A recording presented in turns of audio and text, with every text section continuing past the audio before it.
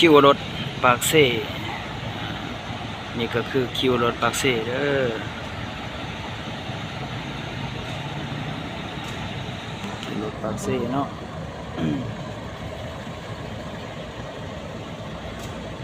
ผู้ใดคิวรถปากเซ่แปลงจักรซับกำลังสีลงไปสารวัตรคิวรถสารวัตรเนาะนี่ก็คือคิวรถปากเซ่เฮาแปลงจักรซับ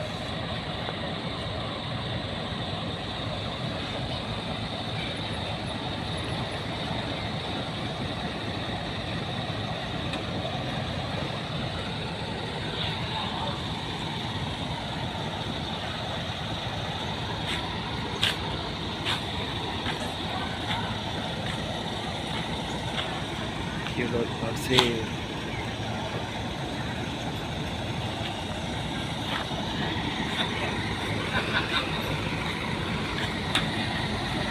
นี่ก็คือหันเฟอร์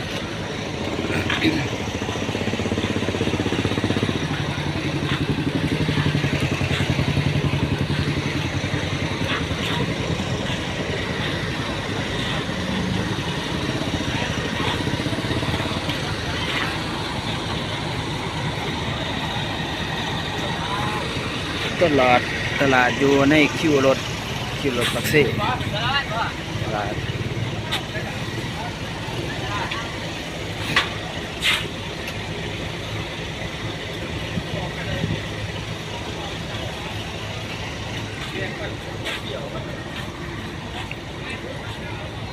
นี่ก็อยู่บนนอก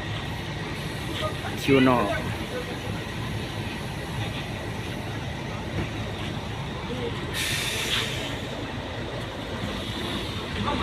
โอ้กำลังกินกาแฟ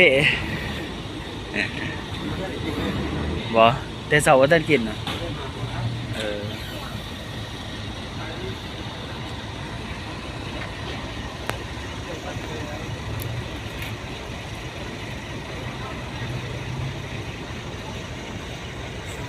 นี่ก็คือทางหลัง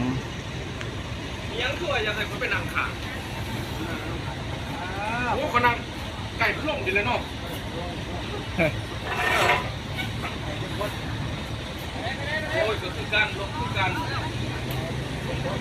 ใช่แต่ผู้เดียว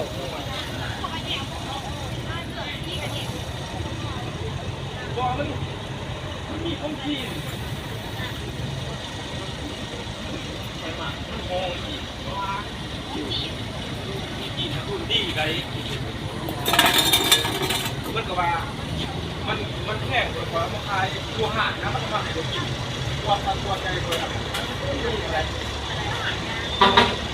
30 บาทกิน30ตัวใหญ่ตัว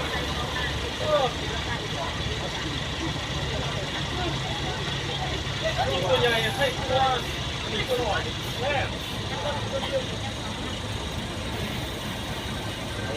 ตัวหัวละ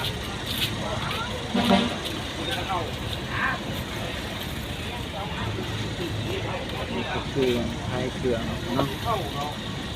ไทยเครื่อง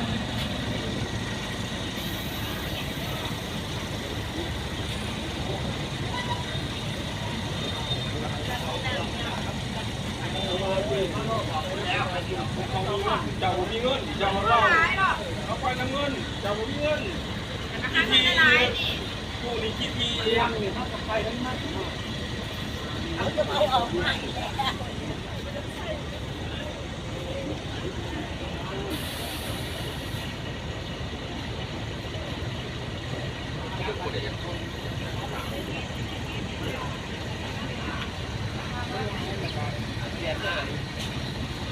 จะมีเงินเขาก็มาจับจะต้องขึ้นใจว่าบาดเจ้าห้าเงินอะไรดิเขาก็ทีมเจ้าดูเลยจะเอาเขามาเพื่อนเขามาใส่เงินให้